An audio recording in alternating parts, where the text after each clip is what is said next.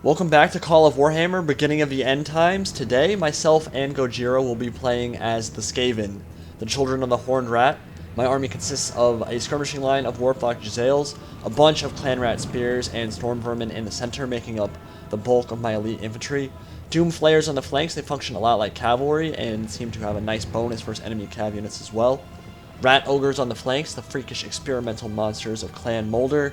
And I have 3 Skaven weapon teams, 2 Ratling Gunners, and some Warpfire Throwers equipped with some real nasty flamethrowers. They can rack up a bunch of kills really fast.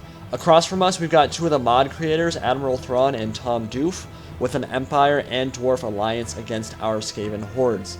Lots of new units for the Empire, which I'll go over soon, but at the moment, Knights of the White Wolf and a bunch of Empire Knights are moving up now. I want to take a crack at my Skaven line, and they're going to get too close, and I'm going to cut one of those Knights of the White Wolf in half. That unit is going to get shredded by Warpstone Fire, and he's going to run off and not want to take any more volleys from that. Those Jezzails have really good range, really good accuracy, can shred you if you get too close. Looking at the Reichland army right now, we've got some Griffons. Yes, flying units are in this mod. Beautiful model on them. They can crush infantry units off the charge. Shifting over to the Dwarf line, we've got some Bugman's Rangers, very high armor and very high missile damage with their throwing axes. Can do quite a bit from range. Longbeards and some Iron Drakes, which are new in Call of Warhammer, beginning of the end times.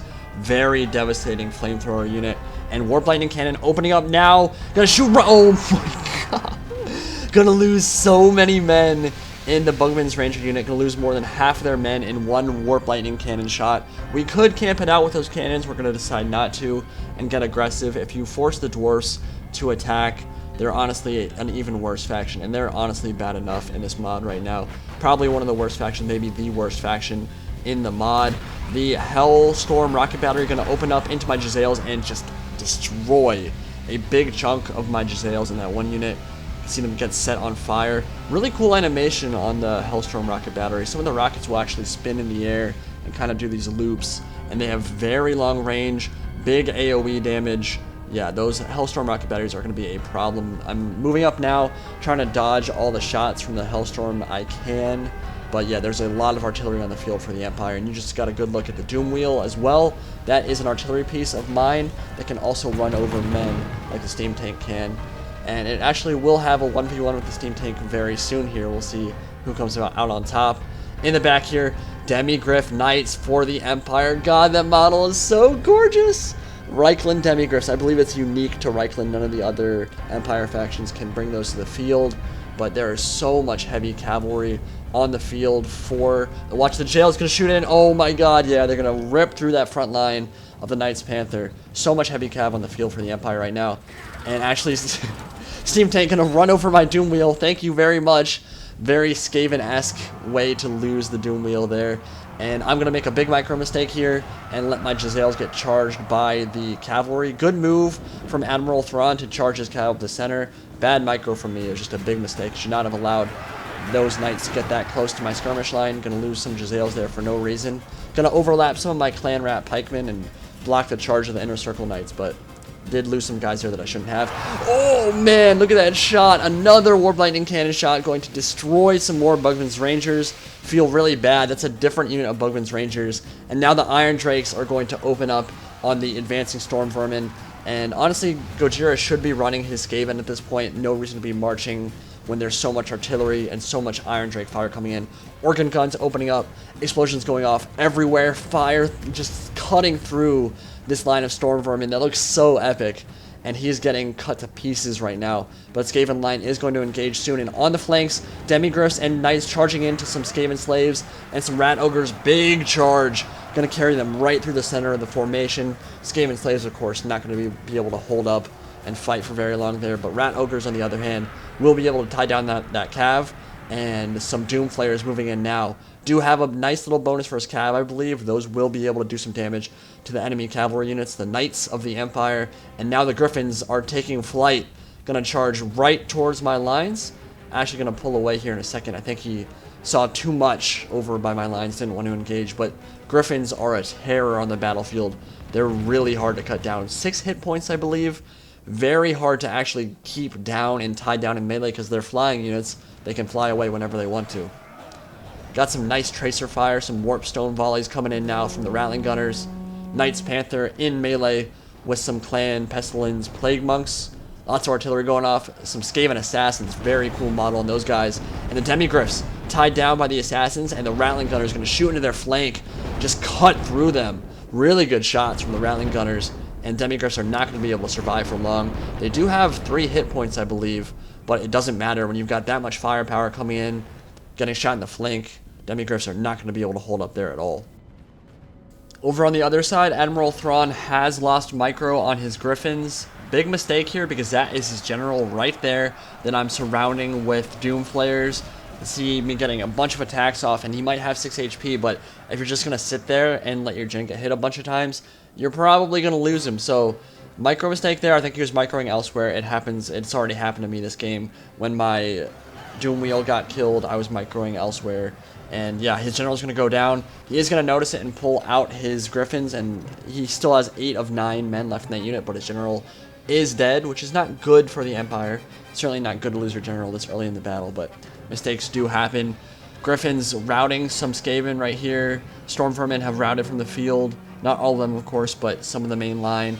And you can see the Jezzails shooting in, getting some good shots into the Empire cavalry, but you can already see on both sides, Dwarfs and Skaven, lots of our lines have been thinned out, lots of losses in a very short amount of time from all that artillery fire and from the devastating range fire from both armies.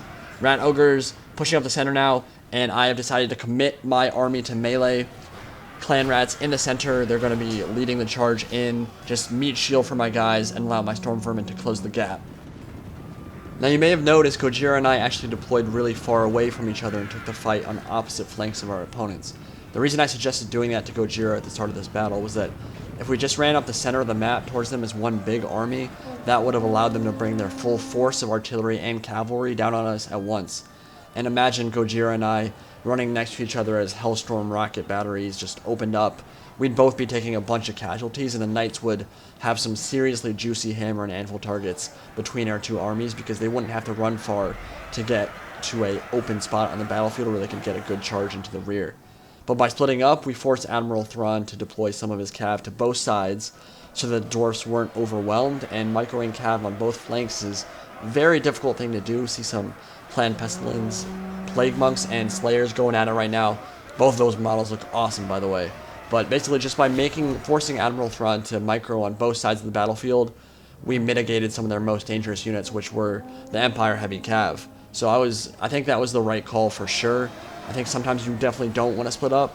I think this was the case where forcing their cav to both sides of the battlefield really helped us out. Although things aren't necessarily going well for us at the moment, there is definitely a lot of low tier units routing, some some Skaven, some rats on fire right there. And so yeah, I think that was the right call regardless. And plus, Dwarfs are just a different animal in 1v1 than they are in 2v2. They're much stronger in 2v2 situations because as an anvil, they're actually great. In a 1v1, they don't have anything to hammer with though, so that's kind of a problem. And the lack of mobility in Medieval 2 is a big deal. Dwarfs don't have any cav. It's a problem. That's why they're one of the worst factions in this mod for sure. Now I have a real nice play coming up here. I've got 2 weapon teams of Ratling Gunners and a bunch of heavy free company that are engaged, tied down by some of my lower tier units. I'm going to get my Ratling Gunners and start shooting in. There are 180 to 200 guys in this blob, and I'm going to start mowing them down in seconds. Look at all that green warpstone fire coming in now, and it's gonna take a second for it to really kick in. But you can see guys dropping real fast now, real fast, and all of a sudden they're going to start dropping like flies. Look at that. It is devastating. I don't know if I've ever done anything like that on a Total War game before. You don't have rapid fire machine guns in normal Total War games. It's so glorious. Look at that. Look at this devastation they unleashed in seconds. An entire blob of infantry just perished, gone, wiped off the face of the earth, messed up. Nice shot there from the Warpfire Throwers, but they are going to get run down. They're actually going to rout before they even got tied down in melee. Killed a couple of the cav there, but not enough. They're going to get killed. That's 4,500 talents down the drain. That's a problem.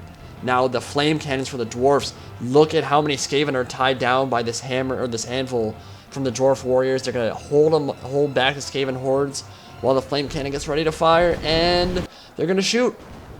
And unfortunately, I can't actually show you the entire shot because it was crashing my game every single time I tried to do it, but you can see the devastation those flame cannons unleashed. It actually probably killed over 100 Skaven in that single shot. Look at that line of bodies.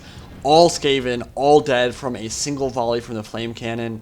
I don't know if the unit's buggy or if they're just buggy in this replay. I will say I do have a lot of crashes on this replay, and in this mod, unfortunately, it's not particularly stable for me right now.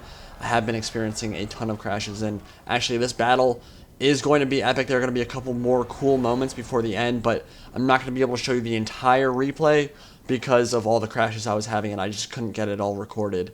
It was crashing a ridiculous amount of times, but we've already caught the majority of the really cool stuff. There's still some cool stuff coming up.